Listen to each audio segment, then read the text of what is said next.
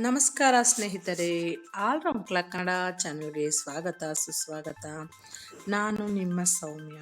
ಇವತ್ತಿನ ವಿಡಿಯೋದಲ್ಲಿ daily vlog ನಾನು ವಿಡಿಯೋ ಮಾಡೋಣ ಅಂತ ಇವತ್ತು ನಮ್ಮ ಡೈಲಿ ವ್ಲಾಗ್ಸಲ್ಲಿ ವಿಡಿಯೋ ಮಾಡ್ತಾ ಇದ್ದೀನಿ.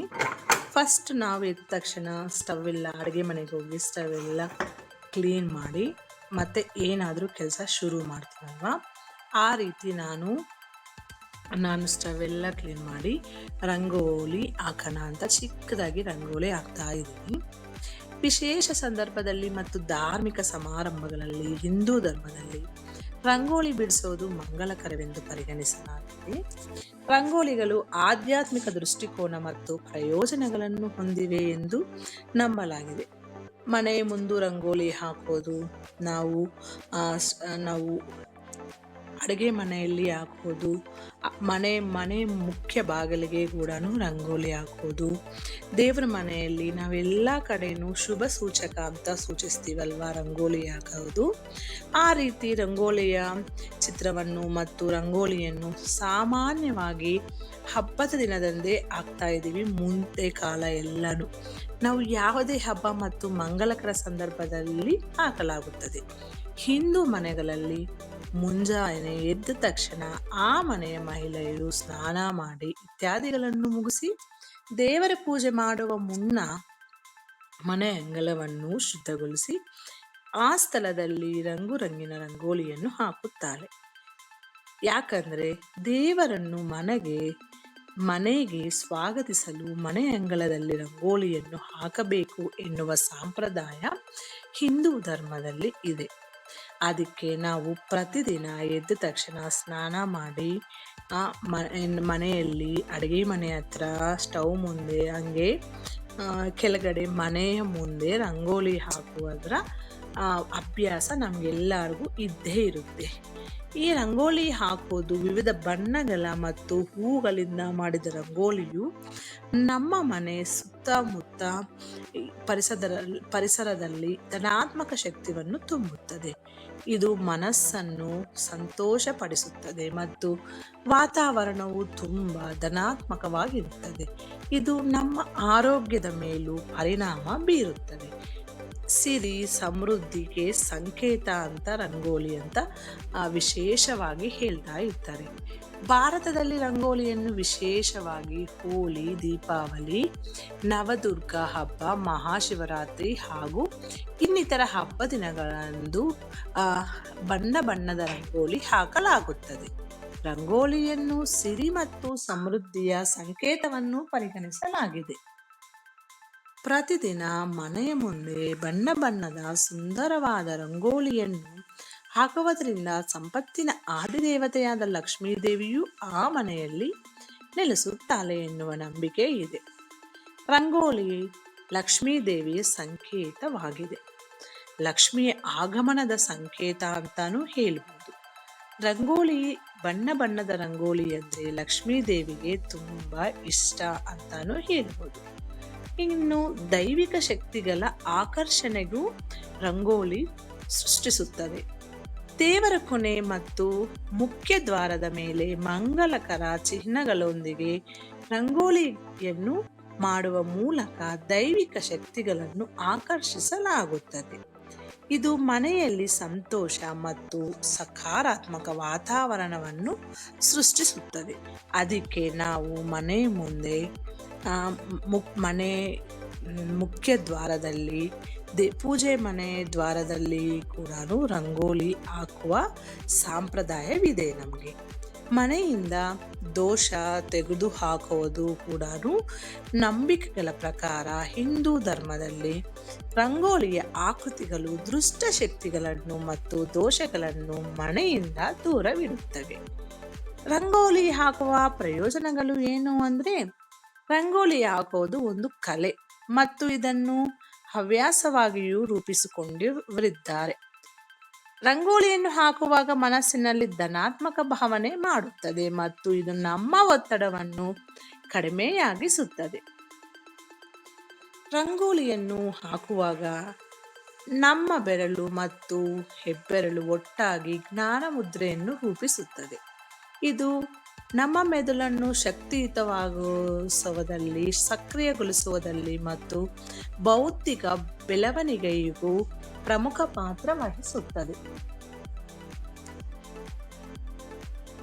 ಆಕ್ಯುಪ್ರೆಷರ್ ವಿಷಯದಲ್ಲಿನೂ ಈ ಮುದ್ರಾ ನಿಮ್ಮ ಆರೋಗ್ಯಕ್ಕೆ ತುಂಬಾ ಪರಿಣಾಮಕಾರಿಯಾಗಿದೆ. ಇದು ಅತಿ ರಕ್ತ ಒತ್ತಡದಿಂದ ನಮ್ಮನ್ನು ರಕ್ಷಿಸುತ್ತದೆ ಮತ್ತು ಮಾನಸಿಕ ಆಧ್ಯಾತ್ಮಿಕ ಶಾಂತಿಯನ್ನು ಒದಗಿಸುತ್ತದೆ. ನಾವು ಮನೆ ಮುಖ್ಯ ದ್ವಾರದಲ್ಲಿ ಹಾಕದ ಮೇಲೆ ನಾವು ತುಳಸಿ ಗಿಡ ಅಂತೂ ಹಿಂದೂ ಮನೆಯಲ್ಲಿ ಎಲ್ಲ ಮನೆಯಲ್ಲಿ ಇದ್ದೇ ಇರುತ್ತೆ. ನಾವು ಅದಕ್ಕೋಸ್ಕರ ನಾನು ತುಳಸಿ ಗಿಡ ಹತ್ರ ಸ್ವಲ್ಪ ಪೀಟೆ ಹಾಕಿ ಅದ್ರ ಮುಂದೆ ಸ್ವಲ್ಪ ಕಾರ್ಡ್ಬೋರ್ಡ್ ಪೀಸೆ ಇಟ್ಕೊಂಡಿದ್ದೀನಿ. ಕೆಳಗಡೆ ಹಾಕಿದ್ರೆ ನಾವು ಓಡಾಡಿದ್ರೂ ಮತ್ತು ಸ್ವಲ್ಪ ಯಾಕೆ ಹೈಟಲ್ಲಿ ಇರಲಿ, ದೀಪ ಹಚ್ಚೋಕ್ಕೂ ಚೆನ್ನಾಗಿರುತ್ತೆ ಅಂತ ನಾನಾದರೆ ಒಂದು ಶೀಟ್ ಅಂತದು ಹಾಕ್ಕೊಂಡಿದ್ದೀನಿ. ಅದ್ರ ಮುಂದೆನೂ ಡೈಲಿನೂ ರಂಗೋಲಿ ಹಾಕ್ತಾನೇ ಇರ್ತೀನಿ. ರಂಗೋಲಿ ಹಾಕಿ ಅದರ ಮೇಲೆ ದೀಪ ಇಡ್ತಾ ಇರ್ತೀನಿ. ಬಣ್ಣಗಳ ಧನಾತ್ಮಕ ಮತ್ತು ಋಣಾತ್ಮಕ ಪರಿಣಾಮಗಳನ್ನು ವಿಜ್ಞಾನ ಮತ್ತು ವಿವಿಧ ವೈದ್ಯಕೀಯ ವ್ಯವಸ್ಥೆಗಳಲ್ಲಿ ಉಲ್ಲೇಖಿಸಲಾಗಿದೆ. ಬಣ್ಣಗಳೊಂದಿಗೆ ಸಂಪರ್ಕಕ್ಕೆ ಬಂದಾಗ ಅವುಗಳಿಂದ ಹೊರಸೂಸುವ ಶಕ್ತಿಯು ನಮ್ಮ ಮೇಲೆ ಪರಿಣಾಮ ಬೀರುತ್ತದೆ. ಇದು ವಿವಿಧ ಮಾನಸಿಕ ಮತ್ತು ದೈಹಿಕ ಸಮಸ್ಯೆಗಳನ್ನು ಗುಣಪಡಿಸಲು ಸಾಧ್ಯವಾಗುತ್ತದೆ. ವಿವಿಧ ಬಣ್ಣಗಳು ಮತ್ತು ಹೂವುಗಳಿಂದ ಮಾಡಿದ ರಂಗೋಲಿ ನಮ್ಮ ಮನೆ ಸುತ್ತಮುತ್ತಲಿನ ಪರಿಸರದಲ್ಲಿ ಧನಾತ್ಮಕ ಶಕ್ತಿಯನ್ನು ತುಂಬಿರುತ್ತದೆ.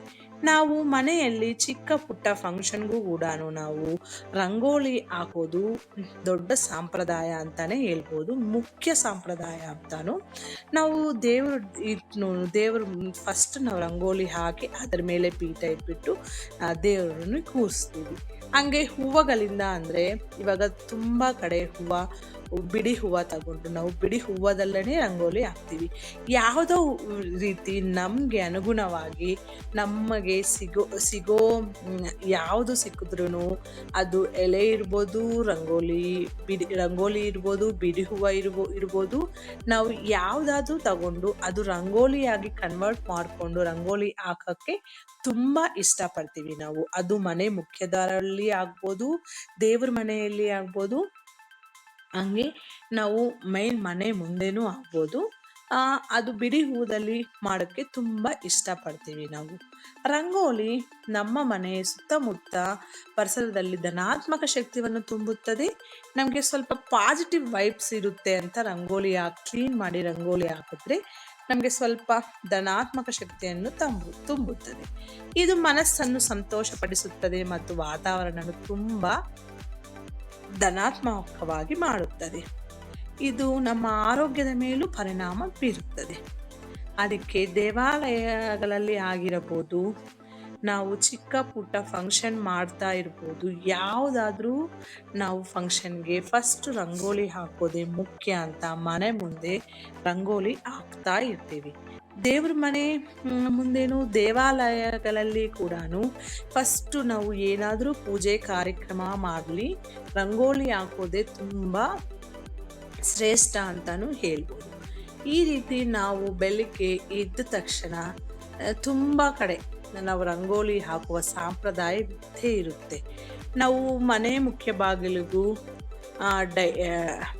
ಬಾಗಿಲಿಗೆ ನಾವು ರೆಗ್ಯುಲರ್ ಆಗಿ ಪ್ರತಿದಿನ ರಂಗೋಲಿ ಆ ಕಡೆ ಈ ಕಡೆ ಹಾಕಿದ್ರೆ ನಮಗೆ ಅದು ಪಾಸಿಟಿವ್ ವೈಬ್ಸ್ ಕ್ರಿಯೇಟ್ ಮಾಡುತ್ತೆ. ಅದಕ್ಕೋಸ್ಕರ ರಂಗೋಲಿ ಹಾಕುವುದು ಇತ್ತೀಚಿನ ದಿನಗಳಲ್ಲಿ ಮರೆಯಾಗುತ್ತಿರುವ ಸಂಪ್ರದಾಯಗಳಲ್ಲಿ ಒಂದು ಅಂದರೆ ತಪ್ಪೇ ಆಗಬಾರದು. ಯಾಕಂದರೆ ರಂಗೋಲಿ ಹಾಕೋದು ಇತ್ತೀಚಿನ ದಿನಗಳಲ್ಲಿ ಜಾಸ್ತಿ ಮನೆಗಳಲ್ಲಿ ಸಂಪ್ರದಾಯಗಳಲ್ಲೊಂದು ಎಂದರೆ ತಪ್ಪಾಗಲಾರದು. ಪ್ರತಿನಿತ್ಯ ಮನೆಯ ಮುಂದೆ ಬಣ್ಣಗಳ ರಂಗೋಲಿಯನ್ನು ಹಾಕುವುದರಿಂದ ಮನೆಗೆ ದೇವತೆಗಳ ಆಗಮನವಾಗಿರುವುದರೊಂದಿಗೆ ಧನಾತ್ಮಕ ಶಕ್ತಿಗಳು ಹರಿವು ಹೆಚ್ಚಾಗುತ್ತದೆ. ಈ ರೀತಿ ನಮಗೆ ನಮ್ಮ ಮನೆ ಮುಂದೆ ರಂಗೋಲಿ ಹಾಕುವ ಸಂಪ್ರದಾಯ ಇತ್ತೀಚೆಗೆ ಜಾಸ್ತಿ ಆಗಿದೆ ಅಂತಲೇ ಹೇಳ್ಬೋದು. ಯಾಕಂದರೆ ರಂಗೋಲಿಗಳು ಅಂದ್ರೇ ರಂಗೋಲಿ ಹಾಕುವುದರಲ್ಲಿ ಎಷ್ಟೋ ಮಹತ್ವ, ಎಷ್ಟೆಲ್ಲ ಲಾಭಗಳಿವೆ ಅಂತ ಅನಿಸ್ತಾ ಇದೆ. ನಾನು ಇವತ್ತು ಶನಿವಾರ ಅಂತ ಶನಿವಾರದ ವ್ರತ ಮಾಡೋಣ ಅಂತ 7 ಶನಿವಾರದ ವ್ರತ ಮಾಡ್ತಾ ಇದ್ದೀನಿ ವೆಂಕಟೇಶ್ವರ ಸ್ವಾಮಿಗೆ. ಅದರಿಂದ ನಾನು ಅಕ್ಕಿ ಹಿಟ್ಟಿನಲ್ಲಿ ದೀಪ ಮಾಡಿಕೊಂಡು ಅದಕ್ಕೆ ಎಣ್ಣೆ ಆದರೂ ಆಗ್ಬೋದು, ತುಪ್ಪ ಆದರೂ ಆಗ್ಬೋದು, ಎರಡರಲ್ಲಿನೂ ನೀವು ಯಾವುದಾದ್ರೆ ಅದು ದೀಪ ಹಚ್ಬೋದು. ನನಗೆ ಮನೆ ಹತ್ರನೇ ತುಂಬ ಶಂಕು ಹೂವು ಸಿಕ್ಕಿತ್ತು, ಅದರಿಂದ ನಾನು ಶಂಕು ಹೂವದಲ್ಲಿ ಇಟ್ಬಿಟ್ಟು ಪೂಜೆ ಮಾಡ್ತಾ ಇದ್ದೀನಿ.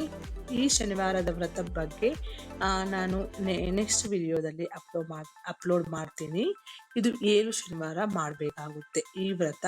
ನೀವು ಅನ್ಕೊಂಡಿರೋದೆಲ್ಲನೂ ನಿಮಗೆ ಆಗುತ್ತೆ ಅಂತ ನಾನು ಮಾರಿಕೆ ಮಾಡಿಕೊಂಡು ಮಾಡ್ತಾ ಇರೋದು. ನೀವು ಕೂಡ ಇದು ಮಾಡಬೇಕಂದ್ರೆ ಕಮೆಂಟ್ ಮೂಲಕ ತಿಳಿಸಿದರೆ ನಾನು ಫುಲ್ ವಿಡಿಯೋನು ನೆಕ್ಸ್ಟ್ ವಿಡಿಯೋದಲ್ಲಿ ಅಪ್ಲೋಡ್ ಮಾಡೋಕ್ಕೆ ಟ್ರೈ ಮಾಡ್ತೀನಿ. ಇನ್ನು ಇವತ್ತಿನ ವ್ಲಾಗ್ನಲ್ಲಿ ಬ್ರೇಕ್ಫಾಸ್ಟ್ಗೆ ನಾನು ವಾಟರ್ ಮಿಲನ್ ಜ್ಯೂಸ್ ಮಾಡ್ಕೊಳ್ಳೋಣ ಅಂತ ವಾಟರ್ ಮಿಲನ್ ತೆಗೆದಿಟ್ಕೊಳ್ತಾ ಇದ್ದೀನಿ. ತುಂಬ ಈಸಿ ಇದು ಮಾಡೋದು. ವಾಟರ್ ಮಿಲನ್ ಎಲ್ಲ ಕಟ್ ಮಾಡಿಕೊಂಡು ಸ್ವಲ್ಪ ಸ್ವೀಟ್ ಇದ್ದರೆ ಸಕ್ಕರೆ ಹಾಕೋಂಗಿಲ್ಲ, ಸ್ವೀಟ್ ಇಲ್ಲ ಅಂದರೆ ಸ್ವಲ್ಪ ಸಕ್ಕರೆ ಹಾಕ್ಕೊಂಡು ಹಾಲು, ನಾನು ವಾಟರ್ ಮಿಲನ್ ಜ್ಯೂಸ್ ಮಾಡ್ಕೊತಾ ಇದ್ದೀನಿ, ಮಿಲ್ಕ್ ಶೇಕ್ ಅಲ್ಲ. ಅದಕ್ಕೆ ಸ್ವಲ್ಪ ಜಾರಲ್ಲಿ ಹಾಕ್ಸ್ಕೊಳ್ಳೋದು ಅಷ್ಟೇ. ನೆಕ್ಸ್ಟು ಅದೇ ಬೀಟ್ರೂಟ್ ಚಪಾತಿ ಮಾಡೋಣ ಅಂತ ಬೆಳಿಗ್ಗೆ ತಿಂಡಿಗೆ ಬೀಟ್ರೂಟ್ನೆಲ್ಲನೂ ಪೀಲ್ ಮಾಡಿ ಸ್ವಲ್ಪ ಚಿಕ್ಕದಾಗಿ ಕಟ್ ಮಾಡಿ ಮಿಕ್ಸಿಗೆ ಹಾಕ್ಕೊಂಡು ಪೇಸ್ಟ್ ಥರ ಮಾಡ್ಕೊಂಡಿದ್ದೆ, ಫೈನ್ ಪೇಸ್ಟು. ಇವಾಗ ಗೋಧಿ ಹಿಟ್ಟು ತಗೊಂಡು ಅದಕ್ಕೆ ಇದು ಆ್ಯಡ್ ಮಾಡಿ ನಾವು ಬೀಟ್ರೂಟ್ ಮಿಶ್ರಮ ಎಲ್ಲ ಆ್ಯಡ್ ಮಾಡಿಕೊಂಡು ಚಪಾತಿ ಈ ಥರ ಸ್ವಲ್ಪ ನೀರು ಹಾಕ್ಕೊಂಡು ನಮಗೆ ಎಷ್ಟು ಬೇಕಾದರೆ ಅಷ್ಟು, ಯಾಕಂದರೆ ಆಲ್ರೆಡಿ ಈ ಬೀಟ್ರೂಟ್ ಪೇಸ್ಟಲ್ಲಿ ನೀರು ಸ್ವಲ್ಪ ಇರುತ್ತಲ್ವ, ಅದು ಸಹ ಸ್ವಲ್ಪ ನೀರು ಆ್ಯಡ್ ಮಾಡಿ ನಾವು ಚಪಾತಿ ಈ ಥರ ಮಾಡಿಕೊಂಡು ಚಪಾತಿ ಮಾಡ್ಕೊಳ್ಳೋದಷ್ಟೇ. ತುಂಬ ಈಸಿ ಪ್ರಾಸೆಸ್ಸು. ನಮಗೆ ಡೈಲಿ ರೊಟೀನ್ ಆಗಿ ಒಂದೇ ಥರ ಚಪಾತಿ ತಿಂದು ಬೇಜಾರಾಗಿದ್ದರೆ ಈ ಥರ ಒಂದೊಂದು ಸತಿ ಒಂದೊಂದು ಥರ ಚಪಾತಿ ಮಾಡ್ಕೋಬೋದು.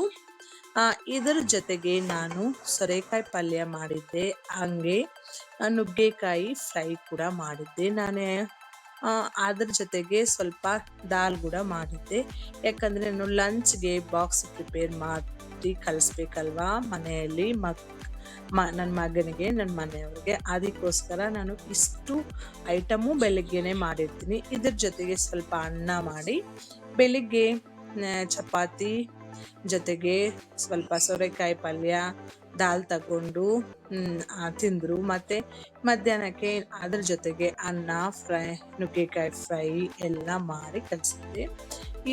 ಇದು ಸ್ನೇಹಿತರೆ ನಂದು ಇವತ್ತಿನ ಡೈಲಿ ರೊಟೀನ್ ವ್ಲಾಗ್. ಈ ವ್ಲಾಗ್ ಬಗ್ಗೆ ನಿಮಗೆ ಏನು ಅನಿಸ್ತು ಅಂತ ಕಮೆಂಟ್ ಮೂಲಕ ತಿಳಿಸಿ.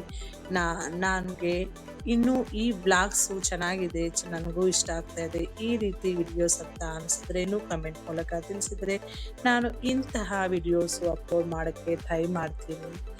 ಮುಂದಿನ ವಿಡಿಯೋದಲ್ಲಿ ಸಿಗೋಣ. ಅಲ್ಲಿವರೆಗೂ ಧನ್ಯವಾದಗಳು. ಇನ್ನು ಕುಕುಂಬರ್ ಅಂತೂ ಇದ್ದೇ ಇರುತ್ತೆ ನಮ್ಮ ಡೈಟಲ್ಲಿ. ಬ್ರೇಕ್ಫಾಸ್ಟ್ ಆಗಿರ್ಬೋದು, ಡಿನ್ನರ್ಗಾಗಿರ್ಬೋದು, ಲಂಚ್ಗೆ ಆಗಿರ್ಬೋದು, ಸ್ನ್ಯಾಕ್ಸ್ಗೆ ಯಾವಾಗಾದರೂ ತಿನ್ಬೋದು. ನಾವು ಸ್ಟಾರ್ಟರ್ಸ್ ಲೆಕ್ಕನೂ ಇದು ಸೌತೆಕಾಯಿ ತಗೋಬೋದು. ನನಗೆ ಫ್ರೆಶ್ ಆಗಿ ಇಲ್ಲೇ ಸಿಗುತ್ತೆ ಸೌತೆಕಾಯಿ. ಅದು ನೆಕ್ಸ್ಟ್ ವಿಡಿಯೋದಲ್ಲಿ ಅಪ್ಲೋಡ್ ಮಾಡ್ತೀನಿ, ಅದು ಗಿಡಗಳು ಎಲ್ಲಿ ತರ್ತೀನಿ ನಾನು ಅಂತ. ಅದಕ್ಕೆ ಸೌತೆಕಾಯಿ ಅಂದರೆ ತುಂಬಾ ಇಷ್ಟ ನಮ್ಮ ಮನೆಯಲ್ಲಿ ಫುಲ್ ನಮಗೆಲ್ಲರಿಗೂ ತುಂಬ ಇಷ್ಟ ಸೌತೆಕಾಯಿ ಅಂತೂ ಇನ್ನಿದ್ದೇ ಇರುತ್ತೆ ನಮ್ಮ ಡೈಟ್ನಲ್ಲಿ. ನಿಮಗೂ ಯಾರಿಗೆ ಇಷ್ಟ ಸೌತೆಕಾಯಿ ಅಂತ ಮೆಸೇಜ್ ಮೂಲಕ ತಿಳಿಸಿ. ಮುಂದಿನ ವಿಡಿಯೋದಲ್ಲಿ ಸಿಗೋಣ. ಅಲ್ಲಿವರೆಗೂ ಧನ್ಯವಾದಗಳು.